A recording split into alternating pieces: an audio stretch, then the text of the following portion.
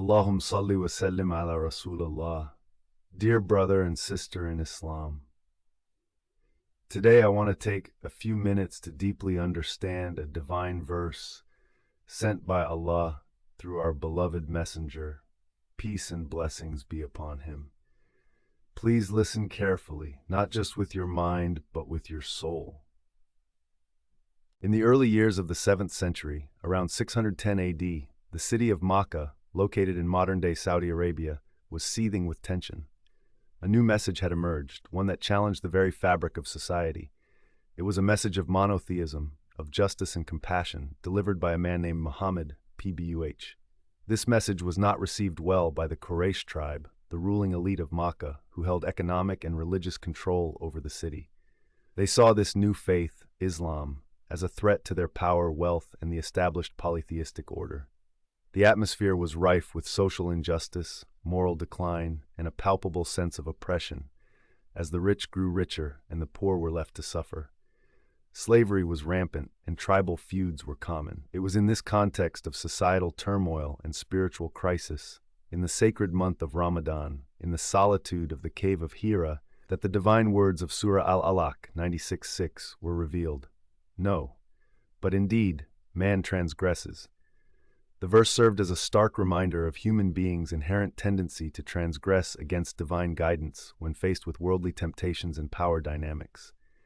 It underscored the urgency and power of the message being delivered in these early days of Islam, a message that sought to overturn the societal order and establish a just, compassionate society.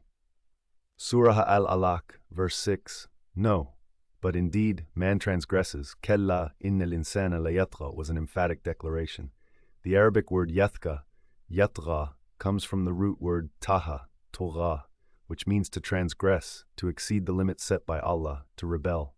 It was a divine commentary on human nature, a warning against the arrogance and transgression that can arise when individuals are seduced by power and worldly desires. The use of the word insan, instead of man in the verse, which is a more general term for mankind, indicates that this warning applies to all of humanity, not just the Quraysh or the people of Makkah. This verse, revealed in Makkah, reflected the prevalent societal conditions where the powerful Quraysh tribe was exerting its dominance, often with cruelty and injustice.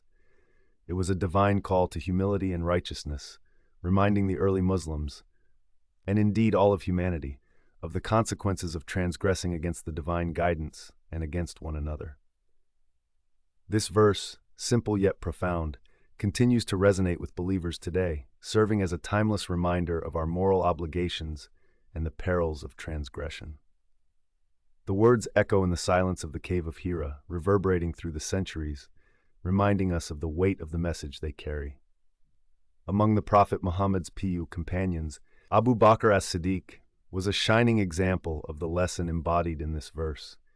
Known for his unwavering commitment to justice and compassion, Abu Bakr stood firm in the face of persecution. He was a wealthy merchant, respected by the Quraysh, yet he chose to use his wealth and influence to support the nascent Muslim community. He used his wealth to free slaves who had embraced Islam, such as Bilal, who suffered greatly under his oppressive master Umayyah ibn Khalaf. Bilal, who was tortured in the scorching desert heat, was bought by Abu Bakr and freed, a gesture that demonstrated his deep commitment to the teachings of Islam.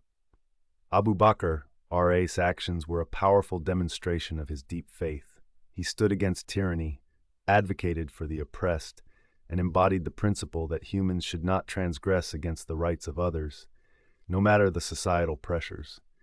His actions serve as a testament to the power of faith and the transformative impact of the teachings of Islam, reminding us of the courage it takes to uphold justice and compassion in a world marked by oppression and transgression. Let's take the modern example of Aisha, a university student in London, wrestling with the temptation to cheat on exams to maintain her scholarship. The verse "man transgresses" resonates with her as she grapples with this moral dilemma. She is torn between the pressure to succeed and her commitment to her faith. The library is filled with the hushed whispers of fellow students, the air heavy with the stress of impending exams. Aisha remembers the story of Abu Bakr freeing Bilal, a reminder of the courage it takes to uphold one's principles in the face of adversity. Inspired by the teachings of the Quran and the examples of the Prophet's companions, Aisha decides to reject the unethical path. She chooses to study diligently and seek help from her professors instead. Her commitment to honesty not only leads her to pass her exams on her own merit, but also earns her the respect of her peers. Aisha's story serves to reinforce the message of Surah Al-Alaq, demonstrating how staying true to one's principles can lead to personal success and moral fortitude. It serves as a reminder that the teachings of the Quran are not just historical or theoretical, but practical and relevant in our daily lives, guiding us in our choices and actions. May Allah help us truly understand these divine words and grant us the strength to implement them in our lives. Ameen. أقول قولي هذا وأستغفر الله لي ولكم.